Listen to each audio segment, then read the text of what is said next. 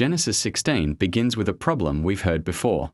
In verse 1, we are reminded that Sarai still has no children, which raises an interesting question. How many times has the promise been repeated by now? And yet, nothing has changed. No child. No fulfillment. Just waiting. And then Sarai comes up with a plan. In verse 2, she says something fascinating. Perhaps I can build a family through her. Perhaps. Not certainty. Not confidence. Perhaps. Why use that word? It almost sounds like she's trying to solve a problem that time hasn't solved. And then something surprising happens.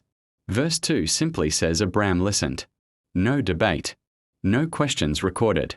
Just agreement. And at first, the plan seems to work. Hagar becomes pregnant. But then everything changes.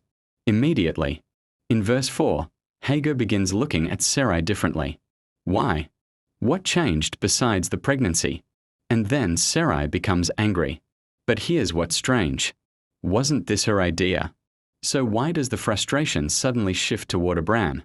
The chapter doesn't fully explain. It simply lets the tension grow. And eventually Hagar runs away. Which brings us to one of the most interesting moments in the chapter. In verse 7, the angel of the Lord finds her in the wilderness. Not Abram. Not Sarai. Hagar. And then comes a question. Where have you come from, and where are you going? Now think about that. We know where she came from.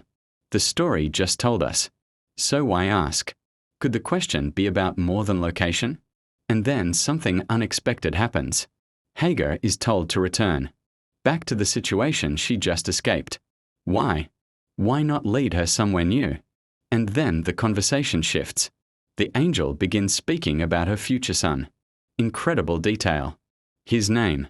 His future. His descendants. Why spend so much time on this child?